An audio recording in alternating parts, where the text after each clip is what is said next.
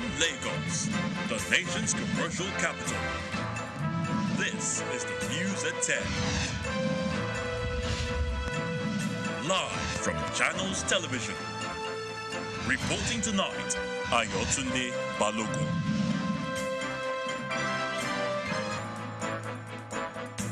Hello and welcome. Tonight, Nigeria is still far from ending oil theft as those behind it appear unrelenting. Military uncovers yet another stolen crude depot in Biogbolo community on Bayelsa State, 35,000 litres found.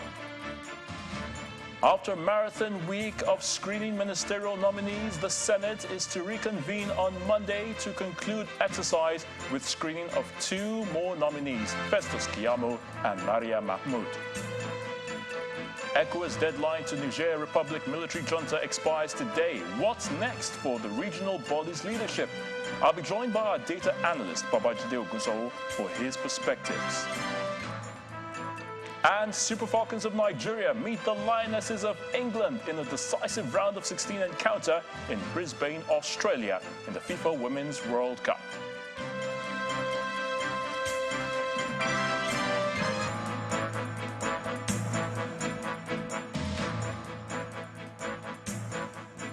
We begin tonight from the country's south-south region. The Nigerian Navy has uncovered an illegal crude oil refining depot in Yenagoa, Bayelsa State, where about 35,000 litres of illegally stored crude oil was found. The suspects are on the run, but the buildings used for refining in Biogbolo community have now been sealed by Operation Delta Safe in the state.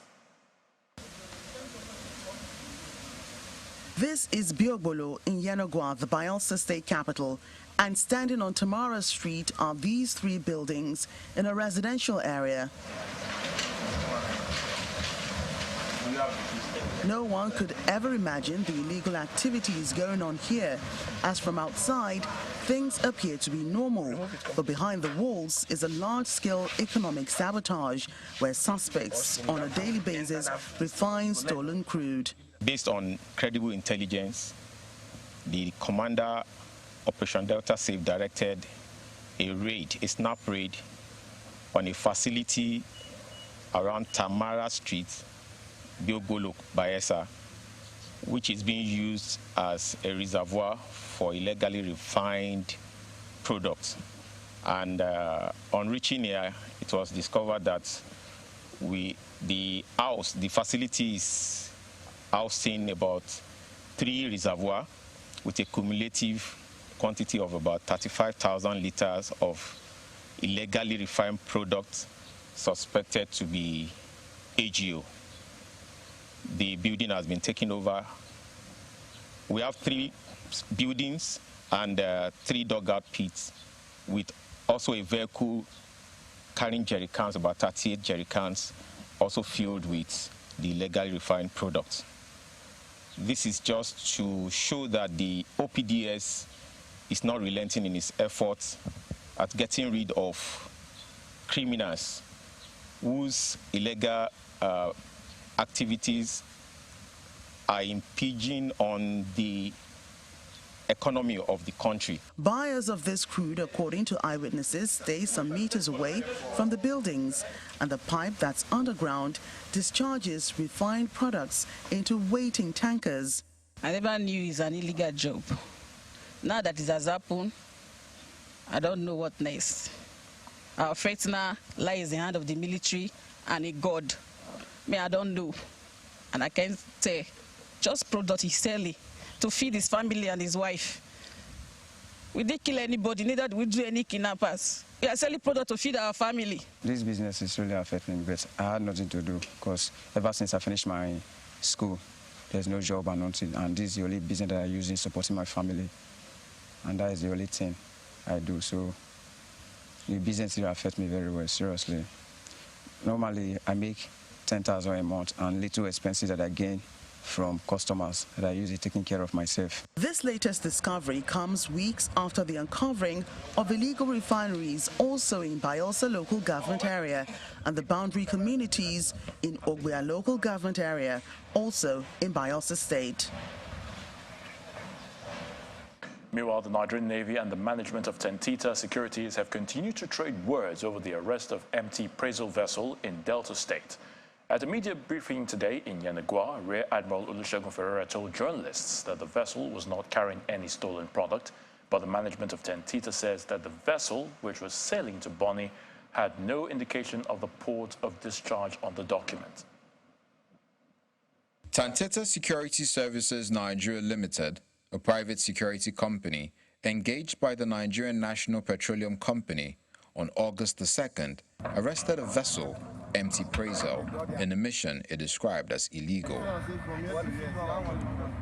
According to Tentita management, it received an intelligence report that the said vessel was supposed to sail from Koko to Lagos, but was sailing to Bonny in Rivers State with nothing indicating the port of discharge in their document. This information was what led to its arrest and detention. What I want from you is the one he's taking now. So don't stop me. No, nobody. This is the first time we are here. That we're sent to the simple. Why did that? You know, if we were here yesterday, would have come here. Question you asked. This is the only sample your office is taking from this vessel, right? That we are aware of. The office is a large office. Tentita explains that further scrutiny reveals the documents of the vessel show discrepancies in the permits of Nigerian Midstream and Downstream Petroleum Regulatory Authority and the naval clearance, adding that attempts to take samples from the vessel was resisted by the naval personnel, which prompted the disembarkment from the vessel and escalation of the issue to higher authority.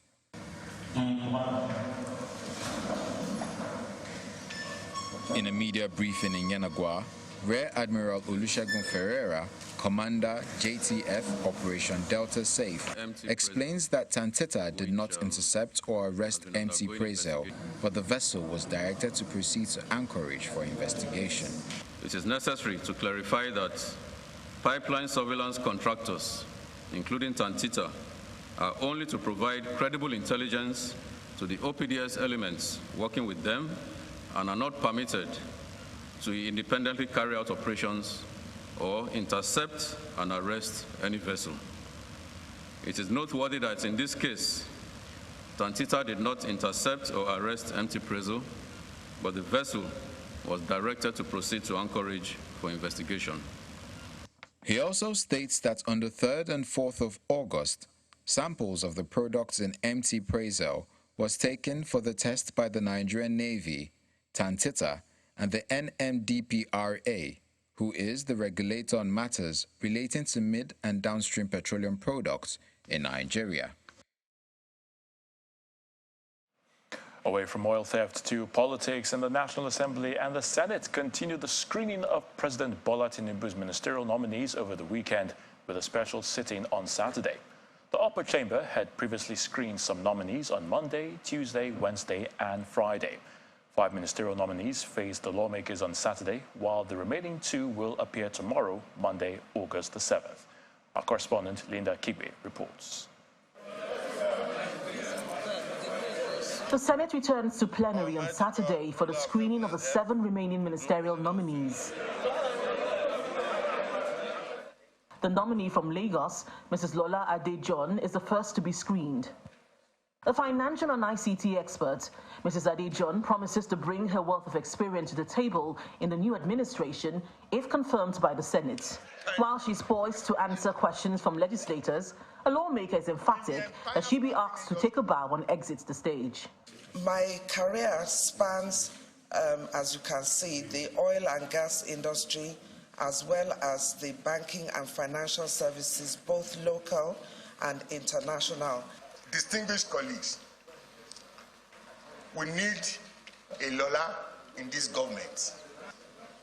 Lola is brilliant. Lola is good. Let Lola go. Let Lola breathe. Thank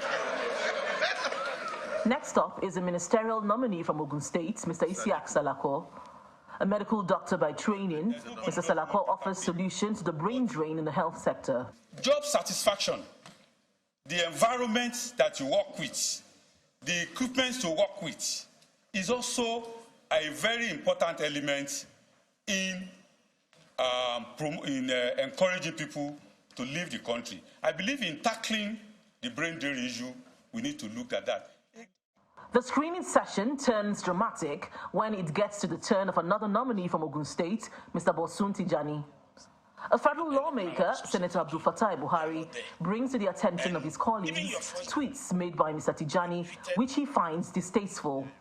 He demands an explanation from the nominee. On the 21st of July 2019, Dr. Bosun tweeted, let me quote it exactly from the way he put it. Nigeria is a bloody expensive tag to have against your name. Leave patriotism for a minute. That tag is bloody waste of time and energy, but a country. End of quote.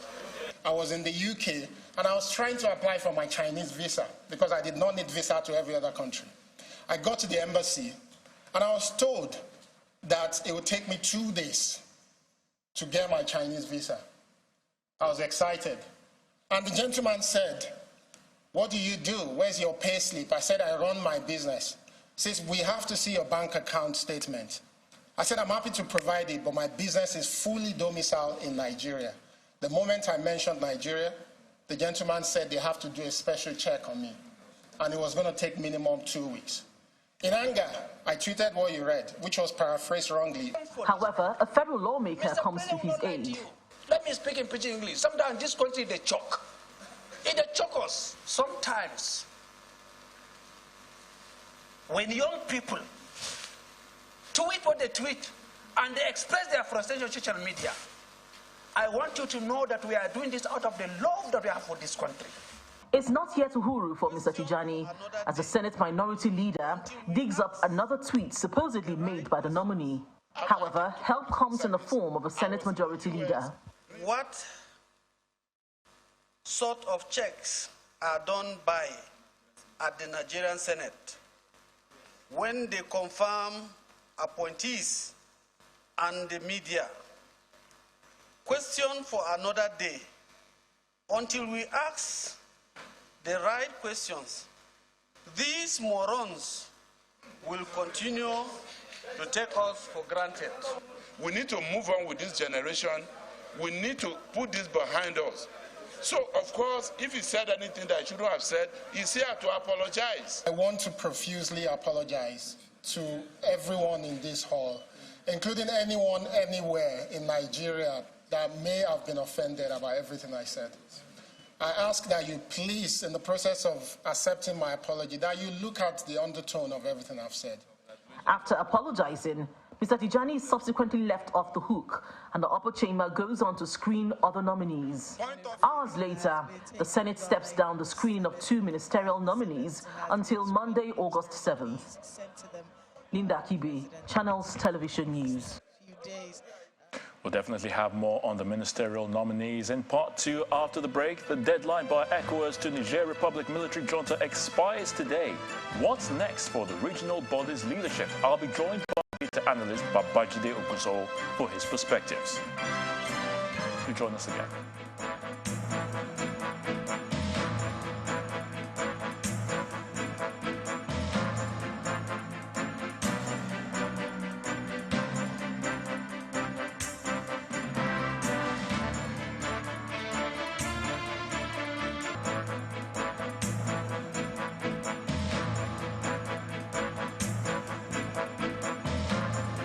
Welcome back. If you just joined us, you're watching the news at 10, coming to you live from Channels Television Lagos. A reminder of our main stories. Nigeria is still far from ending oil theft as those behind it appear unrelenting. Military uncovers yet another stolen crude depot in Biogbolo community of Bayelsa State, 35,000 litres found. After a marathon week of screening ministerial nominees, the Senate is to reconvene on Monday to conclude the exercise with screening of 2 more nominees, Festus Kiyamo and Maria Mahmoud. ECOWAS deadline to Niger Republic military junta expires today. What's next for regional bodies leadership? I'll be joined by our data analyst Babajide Oguso for his perspectives. And Super Falcons of Nigeria meet the Lionesses of England in a decisive round of 16 encounter in Brisbane, Australia.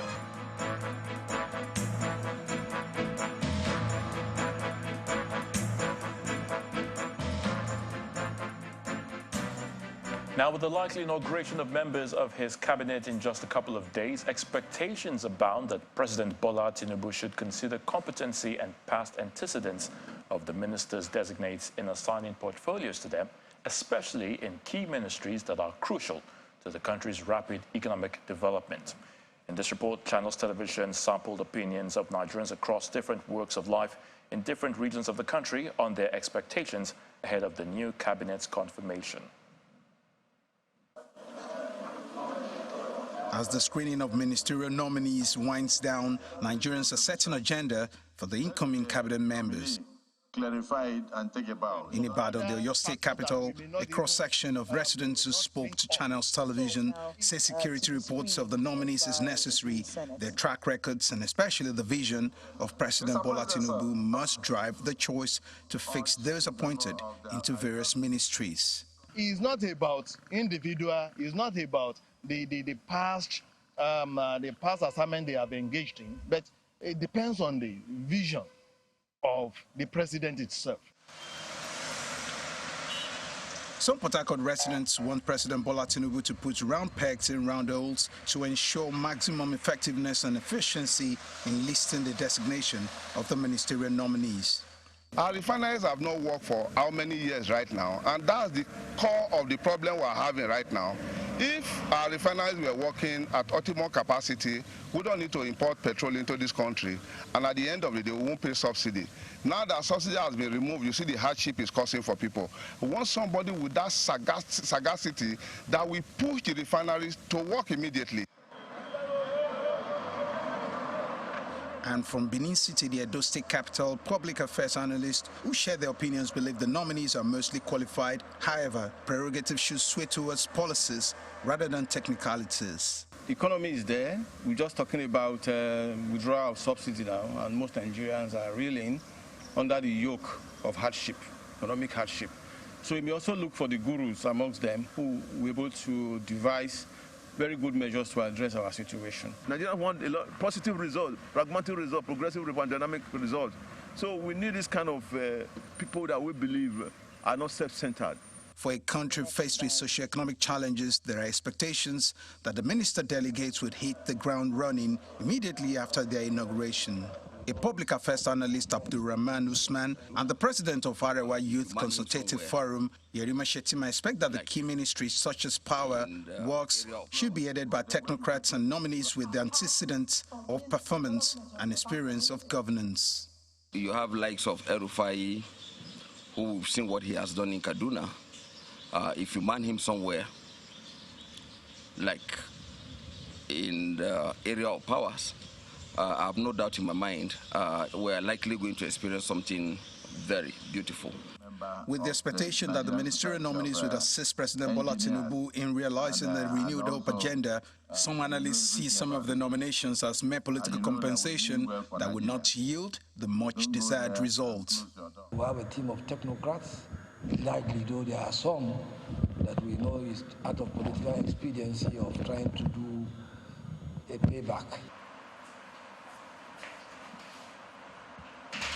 And in the Federal Capital Territory, Samson Itodo and Amzad Lawal say they expected more representation of youth, women, and persons with disabilities on the ministerial list. They want the president to put political sentiment aside and assign persons with credibility and requisite experience to serve when assigning portfolios to the ministerial nominees. Yes, we know that some people on the list got on the list because they worked for his victory.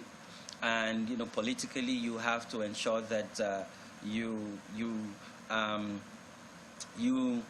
ensure loyalty is covered. And then you have people who are technocrats who have skills and capacity and vast experience. So Mr. President must ensure that balance. We don't know how the president is going to engage with his ministers. And what is really critical is that he's got to set, KPIs. He's got to hold them to certain contracts. And if they don't perform, he's got to show them the exit door. The second critical thing that Nigerians are actually looking at is whether these individuals that have been appointed are truly committed to the Nigerian project. And it's critical, the Nigerian project, because we're grappling, with polarization, with, divisions across different lines. And these ministers must help the president foster national unity and integration. The ministers designate have no portfolios attached to them by the president yet. The Senate has screened 46 out of the nominees, and 2 additional names sent by the president are yet to be screened. The Socio-Economic Rights and Accountability Project, SERAP, has sued President Bola Tinubu over what they say is his failure to publish spending details of about 400 billion naira so far saved as a result of the removal of subsidy on petrol. The suit followed reports that the government saved an initial 400 billion naira within the first 4 weeks of implementing the policy. The rights group is seeking an order of mandamus to direct and compel President Tinubu to publish the details of spending of about 400 billion naira saved from the subsidy removal. It is also seeking an order of mandamus to direct and compel President Tinubu to provide details of the plans on how the savings from the removal of subsidy on petrol, including specific projects on which the funds will be spent. SERAP argues that Nigerians have the right to know how the savings are spent in order to reduce the risks of corruption in the spending of the funds. By midnight of today, the ultimatum given by the Economic Community of West African States, ECOWAS, will have expired. President Bola Tinubu and his colleagues had shut land and air borders, among other sanctions announced against Niger Republic. Our Foreign Affairs correspondent Amarachi Ubani highlights the developments in and around that country. It has been nearly 2 weeks since a section of the Niger army toppled the government of Mohamed Bazoum and installed General Abdurrahman Tchiani as the country's new military leader. But it is a development that has spurred regional power ECOWAS to move against it. Hours after the junta announced its takeover, ECOWAS chair and Nigeria's president, Bola Tinubu, condemned the coup and called on the coup plotters to immediately release the democratically elected president. The coup would be the 7th on the continent, the 4th in West Africa, and the closest to Nigeria. A week later, ECOWAS convened an extraordinary meeting in the Nigerian capital, Abuja, where they not only again condemned the coup, but also announced sanctions on Niger Republic. Among the sanctions itemized in ECOWAS communique were the closure of all air and land borders against Niger, the imposition of a no-fly zone over the country, freezing of Niger's accounts in the West African Economic Union, as well as in regional banks, and an ultimatum to the junta to reinstate Mohamed Bazoum as president. Bazoum, still under close surveillance by the junta, shared ECOWAS' decision, calling on the regional power as well as other foreign powers to ensure his reinstatement. ECOWAS also began considering military intervention in Niger.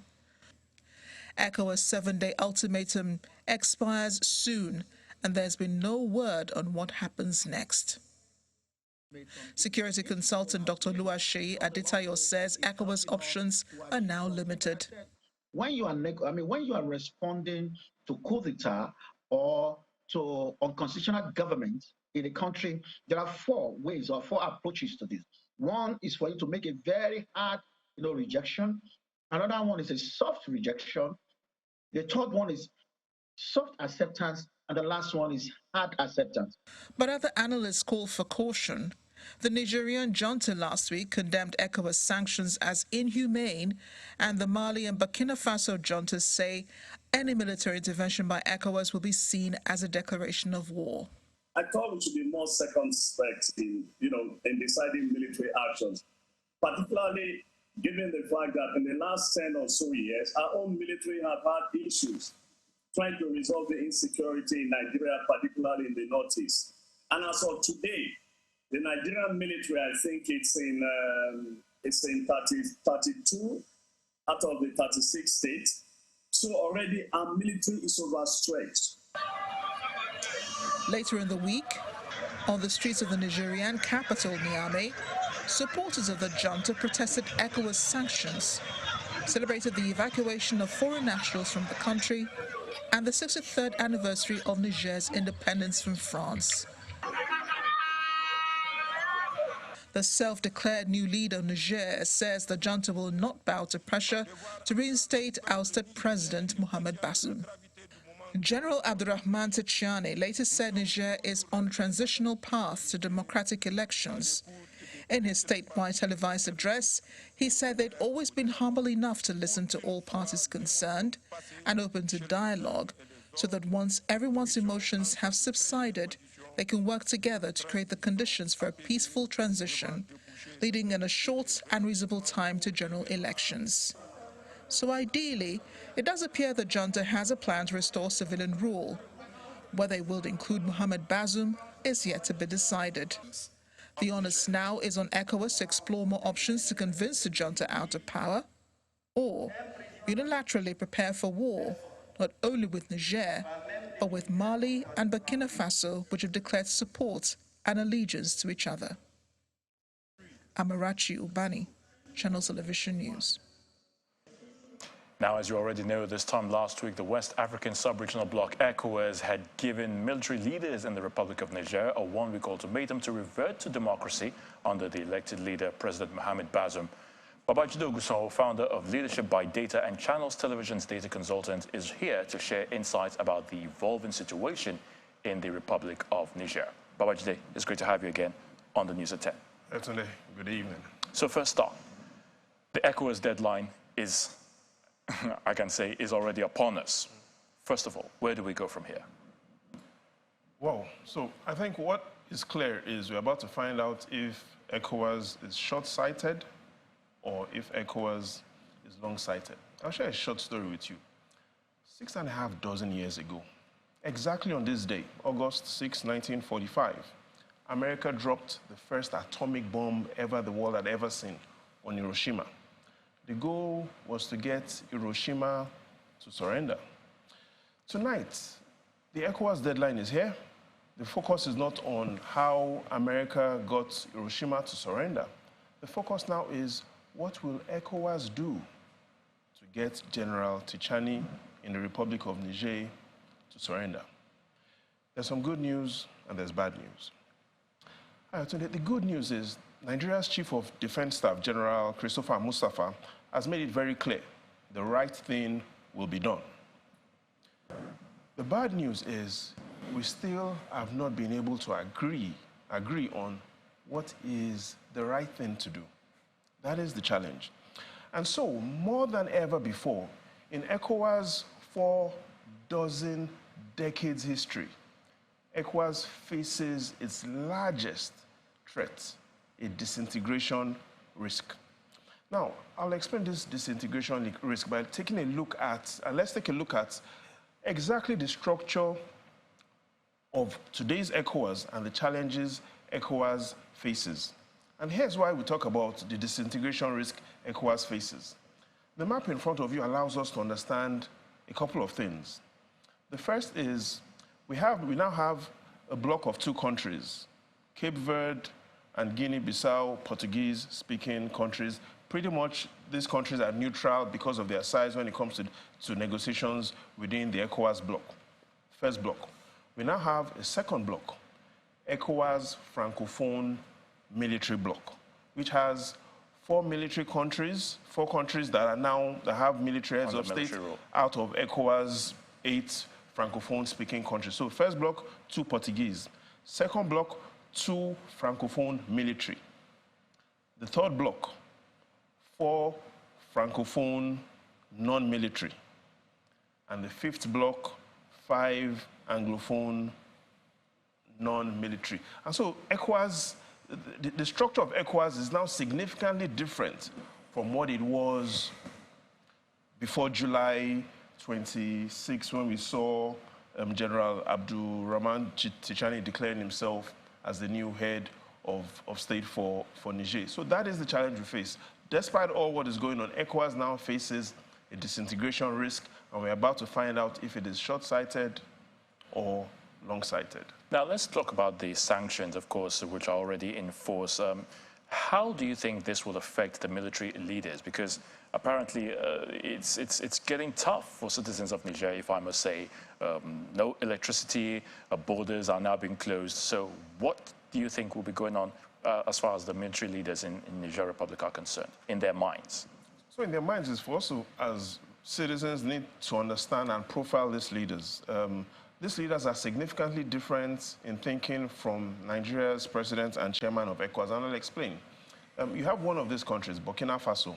The leader, Ibrahim Traoré, a 35-year-old, when he was born, ECOWAS had been founded.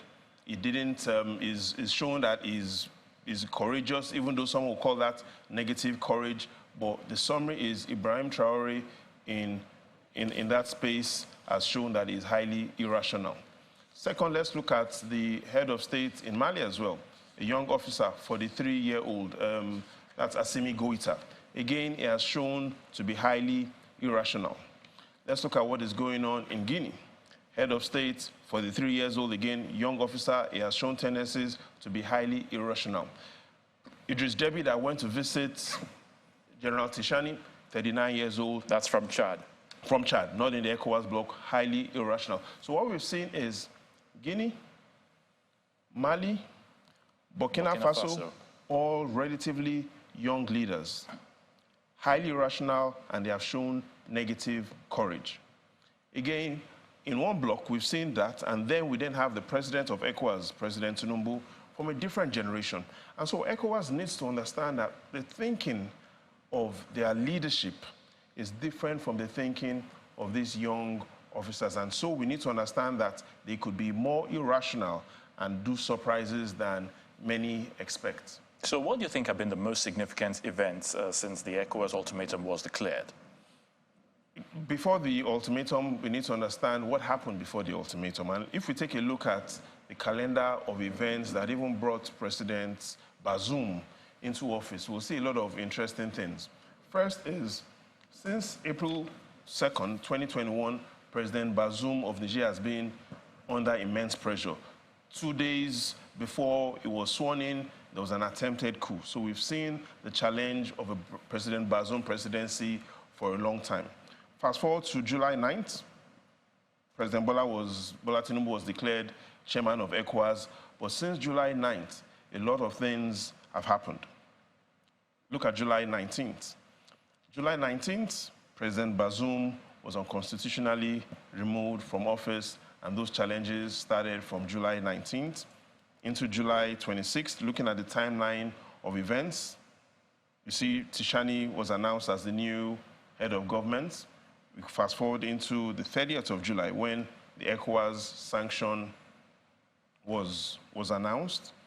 And again, the events continued. The following day, on the 31st, the government of Burkina Faso, Mali, again called those sanctions illegal, and their own military head strongly warned against military intervention into Niger. That was on the 30th. In other words, staying in solidarity with the military leaders in Niger. Exactly. Don't forget, young, shown tendencies to be highly irrational, shouldn't be underrated. Again, so we are finally in the position where recently the United States Secretary of State, Antony Blinken, said he has spoken to President Bazoum. Interestingly, the United States hasn't still called this a coup. They call it an attempted coup. And again, that is because they still want to have some sort of bilateral relationship with Niger. And so we have this situation where will ECOWAS send delegation to Niamey as well this week, and it's been tense. So pretty much that summarizes where we are today, looking at a timeline of events that have happened. Which brings me to the next question now. What will the relationship of Nigeria and Niger Republic, look like with all this that's going on in Niger Republic? Geographically speaking, the relationship between Nigeria and the Republic of Niger is interesting. In fact, some say it's Nigeria is English-speaking Nigeria and Niger is Francophone-speaking Nigeria. And that's because, let's take a look at, if you look at the distance between Sokoto to Lagos. Sokoto to Lagos is 13 hours. Sokoto to Niamey, 6 hours. But in the final analysis, we need to make some strong recommendations to the chairman of ECOWAS. And the first is there has to be a negotiation for win-win. The military leaders in the Republic of Niger have to have a sense that they are winning some things at the negotiation table. ECOWAS too has to have some sense that they are winning. So the first is we need to look for a win-win solution. The second is ECOWAS needs to avoid a proxy war. Beyond what is going on between Nigeria and the Republic of Niger, we understand there are a lot of behind-the-scenes moves. Russia is involved, France is involved, the United States is involved, the European Union are involved. Again, we wouldn't want to see the region turn into some kind of a hotbed for some... Lots of proxy wars. We've talked about the importance of uranium to these countries. The fact shows that 20% of all uranium imports by the European Union comes from Niger. So there's a lot going on beyond what we know. In the final analysis, my advice to President Tinubu will be he should remember that sometimes what he cannot see is more important than what's in front of him. And we'll definitely leave it at that. Babajide Ogunsowo, thank you so much for your thoughts again on the News at 10. Communities in Ningi local government area of Bauchi State have been witnessing a series of attacks by bandits in the last couple of months. This has prompted the police to launch a series of operations in the forests of Ningi. Some arrests have already been made and some bandits were neutralized in the process, as the Bauchi State Commissioner of Police, Awal Mohammed, reports that the operations have been largely successful. Our correspondent, Hajara Aliyu, tells us more. This route leads to the forest in Ningi local government area of Bauchi State, where bandits operate. The police carries out a joint operation in the forest, and this led to the arrest of these young adults suspected to be kidnappers. They admit being responsible for the recent attack on Kada village, which led to the death of 7 people, including a ward head. They claim that they were initiated into this by their eldest brother. They received 2 million naira each as ransom from the victim and gave us 10,000 naira each. The Bauchi State Police Command appears to be taking a more aggressive approach, as the police commissioner declares that it is reviewing its strategy. The arrest of the above suspect was insinuation to the command operation, which led to the dismantling of the kidnappers' hideouts situated at Bora Forest due to the intense superior firepower by the police. So many kidnappers were neutralized, while others scamper in this area and escape with bullet wounds. Some of the corpses of the bandits have been recovered from the forest, and the police explains that it has freed over 10 kidnapped victims, recovered 70 rustled cows, dangerous weapons, and money during the operations.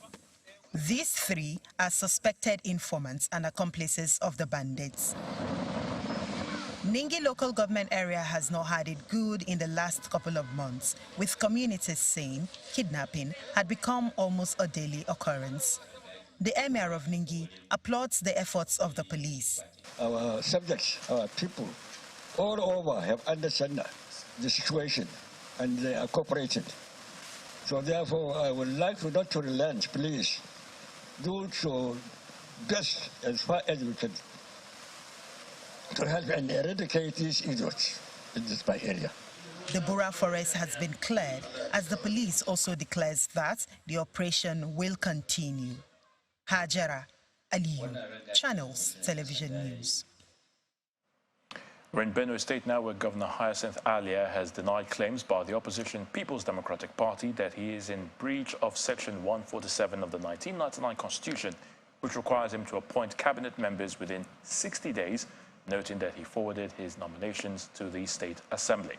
Governor Alia made this declaration while addressing journalists at the government house in Makadi, where he also denied allegations of a frosty relationship between him and the secretary to the government of the Federation, which may have been the reason for delays in making key appointments into his administration. More than 69 days after Governor Hyacinth Alia of Benue State assumed office, amidst rancor within the ranks of the ruling All Progressives Congress in the state over power-sharing formula, the governor is yet to constitute his cabinet. While the party prefer Becky Opine as candidate for the State Assembly speakership, loyalists of the governor had their way when Ondona Dajo emerged Speaker of the 10th Assembly amidst confrontations at the chambers. Since then, the relationship between the camp of the governor and that of the secretary to the government of the Federation, George Akume, exposed the cracks. The governor has, however, denied insinuations that he's at loggerheads with the SGF. I don't have any crisis with the SGF. He is my leader. He is the APC party leader, and I respect that 100%. But the People's Democratic Party, which has accused him of many wrong steps, claims the governor is in constitutional breach of Section 147, which requires the governor to name his cabinet within 60 days. The governor of Benue State is under mandatory obligation of law to submit names of nominees for screening and confirmation as commissioners to be appointed into his cabinet within 60 days of his taking oath of office. However, the Benue State governor failed to adhere to this requirement of law. Remember, we were given 60 days for the formation to be, for the names to be submitted and formation made. I fulfilled my constitutional right to do that. A letter was given, list was also made. It is left for the assembly to announce when they want to do the screening. They have actually given me a date when they want to do that, but I cannot do their work for them. 69 days after assuming office, there is no official communication from the governor's office or the state assembly on the names of the nominees, prompting a suspicion that all may not be well within the ruling APC on power sharing. Now to the courts. The People's Democratic Party, the third respondent in the Adamawa State Governorship Election Petition Tribunal sitting in Yola, have withdrawn its star witness following arguments as to how the witness should be categorized. The party had presented a former minister as its star witness following the admission of more than 200 pages of documents which had earlier been marked as exhibits as presented by counsels to the first respondent. It is the continuation of hearing at the Adamawa State Governorship Election Petition Tribunal sitting in Yola. Arguments and counter-arguments ensue between the petitioner and the PDP, being the third respondent to the petition filed by the APC's Adamawa State Governorship candidate, Senator Aishatu Dahiru Benani. Shortly after the day's proceedings, lead counsel to the petitioner describes the respondent's decision to withdraw its star witness as favorable to its case. Well, we are very comfortable with the way the proceedings went. Now, the first respondent, that's INEC, has said they are entitled to do under the law, tender documents, and then didn't call any witness to speak to those documents. And then the second respondent, that's the governor, opened his own defense, called one witness, and then closed his case. That is, he's not calling any more witnesses. Then the third respondent, that's PDP, now applied to open their own defense. Counsels to Governor Fintiri and the People's Democratic Party explain why the party withdrew its witness before the tribunal. Now, parties have been given time to file their final arguments. Altogether, about 21 days is allotted by the rules for the filing of final arguments. And so, by the grace of Almighty God, we shall come back here on the 12th of September and take our final arguments. And after that, it will be judgment. And we are of the opinion that the third respondent can conveniently close its case at this point because there is nothing, by our own assessment, on the marginal scale for which the third respondent is expected to rebut. And that's why we took that position. Although INEC, Governor Ahmadu Fintiri and the PDP being the first, second and third respondents have effectively closed their cases, the tribunal has adjourned sitting to the 12th of September 2023, giving the parties involved 21 days to present their final arguments. As part of efforts to mitigate the effect of flooding predicted by the Nigerian Meteorological Agency, the governor of Yobe State, Mai Malabuni, has directed the evacuation of all drainage channels in the state, as well as repairs of bridges, culverts and roads washed away by the 2022 flood. The permanent secretary of the Ministry of Works, while inspecting the progress of work, says the project will be completed before before the rainy season gets to its peak. In 2022 alone, 74 persons were confirmed dead as houses, farmlands across almost 17 local government areas of Yobe State were affected by the flood, causing poor harvest.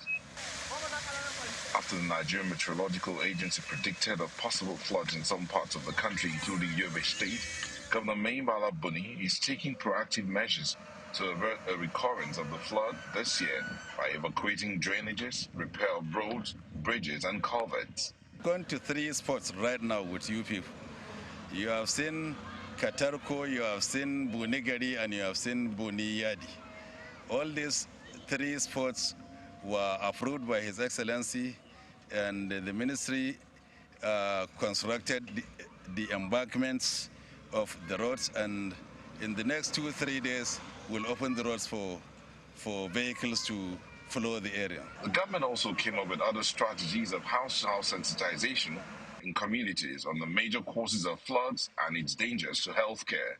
His Excellency has graciously approved the secondment of 2,670 staff from local government to the state to see that things go well in the environmental sector by assigning 7 people per ward to go for house-to-house inspection and enlightenment of the general public on the way and manner in which they dump their refuse. Some of the benefiting communities applaud the state government for the repairs.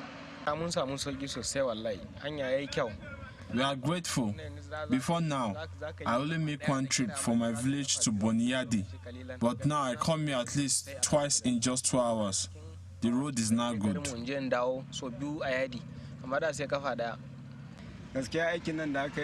Last year by this time, we found it difficult to travel, but this year, the road repairs is almost completed, remaining the lane of the AMFATs.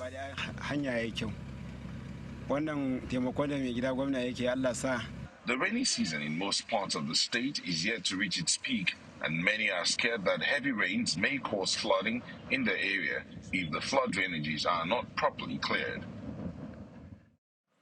Barring any changes, the National Association of Resident Doctors have renewed their intention to down tools on Wednesday, the 9th of this month. The NARD president, Dr. Emeka Orji, explains that they will also picket other healthcare institutions across the country. Dr. Orji was a guest on our political program, Sunday Politics. The demands that we've made, which everybody, there is no government official that has tried to intervene in this matter that has ever told us that those demands are not germane and that they shouldn't be met. But the question is, up to now, how come none of those issues have been addressed? No single one of them. Take, for instance, the very important issue of a one-for-one replacement. You see, we keep hammering on these things, and the Nigerians will agree with us that our hospitals are massively depleted. We do not have the numbers anymore. We do not have the doctors and nurses to take care of Nigerians. And that circular we were promised as at February this year that it will be released. And up till now, it's not because it is that circular that we give the chief medical directors across the country the opportunity to quickly replace doctors and nurses that have left the system in search of greener pastures. And as long as you don't do that, our members will continue to be overworked, they will continue to die, they will continue to break down, and we don't think that should continue to happen. That is what has led to this escalation that will likely happen by this week if the government agencies involved do not take appropriate steps to address these issues that we've been raising for a long time now. The chairman of the FCT chapter of the Niger Medical Association, Dr. Charles Ogwai, is asking the federal government to take proactive measures towards ensuring the safety of medical personnel and a safe work environment. Addressing a news conference in Abuja ahead of the annual FCT NMA week, Dr. Ogwai describes the avoidable death of Dr. Ware Diaso as a case of murder, which must be investigated with the aim of prosecuting the culprits. Thanks so much. We are dressed in black today because we are solidarizing with our brothers and sisters in the Niger Medical Association Lagos State branch. As you are aware, in the last 1 week, the news is filled up with a very bad and sad development in the Niger Medical Association Lagos State branch, where a young doctor, house officer in the line of her duty, was trapped in a lift that collapsed and lost her life. So we are all in a very mourning mood. And while we pray for the repose of our soul and the souls of all the faithful departed, we want to send a message out there that the Nigerian Medical Association, we are indeed not happy with the poor working condition, which on this occasion has resulted in the death of this youngster with a very bright future ahead. While the panel of inquiry set up by the Lagos State government to investigate the elevator accident which resulted to the death of Dr. Wari Diaso at the General Hospital in Lagos Island has submitted its report. In that report, it says the elevator doors were damaged due to the impact and needed to be forced open to rescue the trapped house officer. She was extracted at about 7:50 p.m. and resuscitation commenced immediately, but then she stopped breathing around 8:13 p.m. and CPR commenced. This went on until 8:59 p.m. when she was pronounced dead. The findings also pointed out that it is not true that blood was not available at the hospital. The statement also says that the state has a strong network of screening centers where blood is available. And now to the arts. Revelation is a group exhibition by graduating students from the Visual Arts Unit in the Creative Arts Department at the University of Lagos. We see the talent presented by these young creatives on Art Review tonight.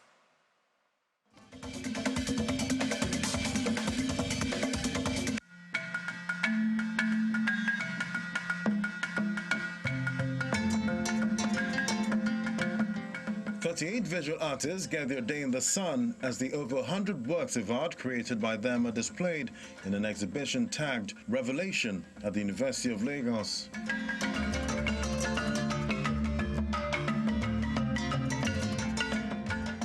We are using the title Revelation because we are about to unleash and reveal to the world a new set of masters artists to shake the contemporary art world.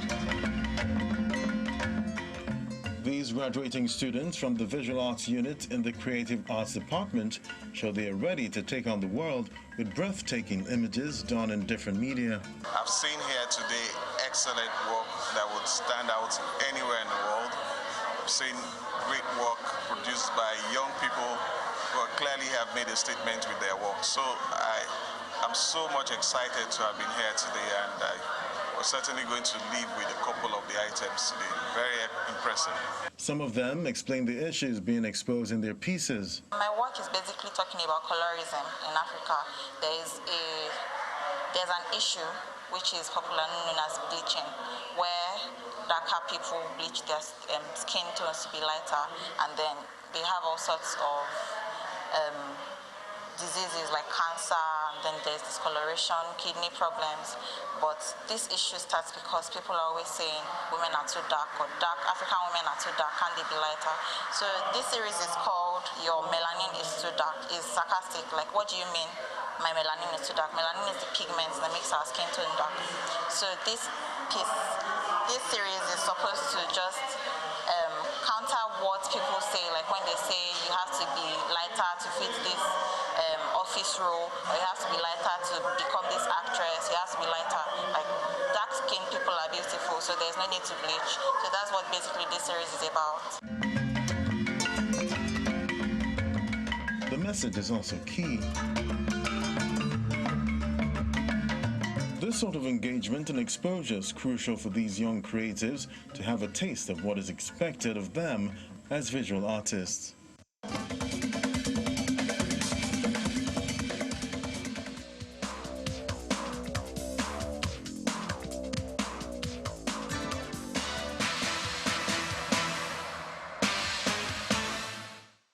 In less than 24 hours, Nigeria's Super Falcons will be facing England in the round of 16 at the ongoing FIFA Women's World Cup at the Brisbane Stadium in Australia.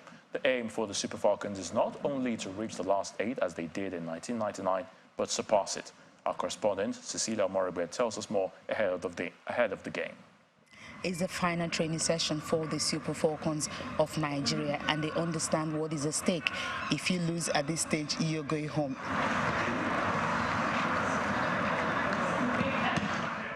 England is a good team, we all know. But you know what, Nigeria is good too, and in fact Nigeria is better, because if you look at the graph, since 1991 up to now, you see that the graph will have a long way, and that means that we have come to stay. If we have played up to this extent, I don't think tomorrow will be an exception. They are good, but we're going to take them one by one. I will make sure that all the loopholes, we have been able to cover it. But I trust the girls, and I trust Nigerians that are back home praying for us. And I want to tell them we're not going to put them into shame. This is the venue, the Sun Cup Stadium, where the Super Falcons of Nigeria and 3 Lionesses of England will be playing in the round of 16. For the Super Falcons of Nigeria, they are on the verge of making history, of becoming the most successful team. If they beat England on Monday, they will get into the quarterfinals. The last time Nigeria were in the quarterfinals, it was a 16-team tournament. For the players, they're anticipating a tough clash. The team is prepared, and we're all prepared individually and collectively. So yeah, of course we've been playing against soft teams in the tournament, and yeah, it's not going to be an exception tomorrow. So we're going all out 100%. England is just the name of a country; it's not the name of a player. So our name does not play football. So we are going out there to give our best and to come out victorious. England came into town today, and of course they had a feel of the stadium ahead of the game tomorrow. The last time the Super Falcons of Nigeria and 3 Lionesses of England met was in 1995, and that was in Sweden, England winning 3-2. From the Sun Cup Stadium right here in Brisbane, Cecilia Mogbe for Channels Television News. All the best to the Super Falcons of Nigeria.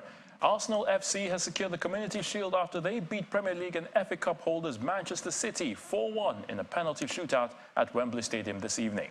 City took the lead through Cole Palmer in the 77th minute after the attacking midfielder cut inside from the right and curled a superb effort past Aaron Ramsdale and inside the far post.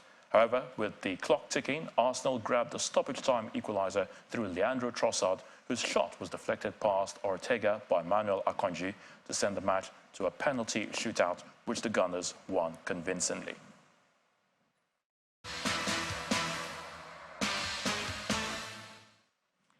And the main news again. The Nigerian military has uncovered an illegal crude oil refining depot in Bayelsa State, precisely in Biogbolo community. However, the suspects fled the site of their nefarious activities. Men of Operation Delta Safe discovered illegally stored crude of about 35,000 litres in the buildings used by the oil thieves. That's the news at 10 tonight. Many thanks for watching. I'm Ayo Tunde Balogun. To have a good night.